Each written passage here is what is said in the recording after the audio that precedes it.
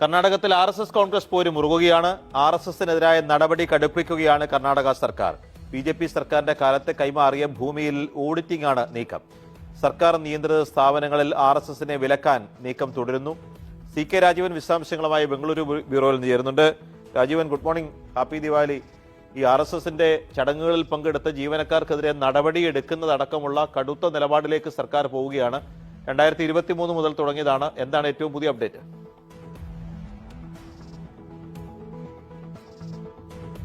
Good morning, happy Deepavali P G. കർണാടകത്തിൽ ശരിക്കും പറഞ്ഞാൽ RSS സർക്കാർ പോര് അതിരൂക്ഷമായ രീതിയിലേക്ക് നീങ്ങുകയാണ്. നേരത്തെ നമുക്കറിയാം, ഈ തമിഴ്നാട് മോഡലിൽ സർക്കാർ സ്ഥാപനങ്ങളിലും അതുപോലെ തന്നെ സർക്കാർ നിയന്ത്രിത മേഖലകളിലുമെല്ലാം RSS പ്രവർത്തനം നിരോധിക്കാൻ സർക്കാർ നീക്കം തുടങ്ങിയിരുന്നു. ഇതിനായി ചീഫ് സെക്രട്ടറി ചുമതലപ്പെടുത്തിയിരുന്നു. എന്തെല്ലാം നടപടികളാണ് തമിഴ്നാട് സർക്കാർ എടുത്തത് എന്നെല്ലാം പരിശോധിക്കാനും പഠിക്കാനും ചീഫ് സെക്രട്ടറിയെ മുഖ്യമന്ത്രി സിദ്ധരാമയ്യ തന്നെ നേരിട്ട് ചുമതലപ്പെടുത്തിയിരുന്നു. അതിന്റെ അടുത്ത ഘട്ടം എന്നുള്ള നിലയിലാണ് ഇപ്പോൾ കർണാടക സർക്കാർ, കോൺഗ്രസ് സർക്കാർ മുന്നോട്ട് പോകുന്നത്. അതായത് ലാൻഡ് ഓഡിറ്റിംഗ്, RSS ഭൂമികളിൽ ലാൻഡ് ഓഡിറ്റിംഗിനാണ് നീക്കം.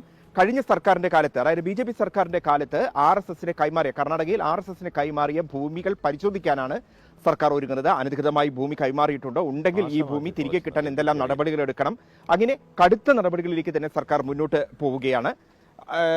അല്പം അതുപോലെ തന്നെ എടുത്തു പറയേണ്ടുന്ന മറ്റൊരു കാര്യം, നേരത്തെ മന്ത്രി പ്രിയങ്ക ഖാർഗെയുടെ പരാമർശങ്ങളിലൂടെയാണ് ഈ RSS സർക്കാർ പോരെ അടുത്ത ഘട്ടത്തിലേക്ക് കടക്കുന്നത്.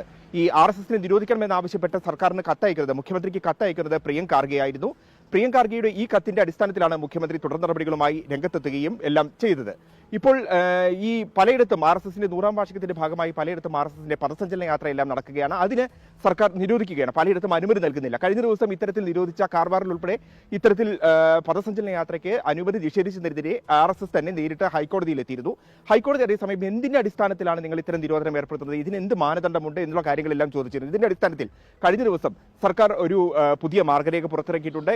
എങ്ങനെയാണ് ഇത് നിരോധിക്കേണ്ടത്, എന്തെല്ലാം കാര്യങ്ങൾ ചൂണ്ടിക്കാട്ടി അത്തരത്തിലുള്ള ഒരു മാർഗരേഖ സർക്കാർ പുറത്തിറക്കുകയും ചെയ്തിട്ടുണ്ട്. എന്തായാലും അവധി ദിവസമാണ് ദീപാവലി. അടുത്ത 3-4 ദിവസങ്ങളിൽ ബംഗളൂരുവിൽ അവധിയാണ്. ഇതെല്ലാം ഇരിക്കെ തന്നെ രാഷ്ട്രീയ പോര് മുറുകുകയാണ്. നിയമപരമായും രാഷ്ട്രീയപരമായും ഏറ്റുമുട്ടൽ തുടരുകയാണ്. RSSും ശക്തമായി തിരിച്ചടിച്ചിട്ടുണ്ട്. ഈ തീക്കൊള്ളി കൊണ്ട് തലചൊരിയുകയാണ് കോൺഗ്രസ് എന്നാണ് RSS ആരോപിക്കുന്നത്. മാത്രമല്ല, തങ്ങൾ അധികാരത്തിലെത്തിയാൽ ഇതേപോലുള്ള നിരോധനം കോൺഗ്രസ് നേരിടേണ്ടി വരുമെന്നുള്ള ഭീഷണിയും RSSന്റെ ഭാഗത്തുനിന്ന് ഉണ്ടായിട്ടുണ്ട്. P G. ശരി, രാജീവൻ നൽകിയത് കർണാടകത്തിൽ നടക്കുന്ന RSS സർക്കാർ പോരിന്റെ വിശദാംശമാണ്.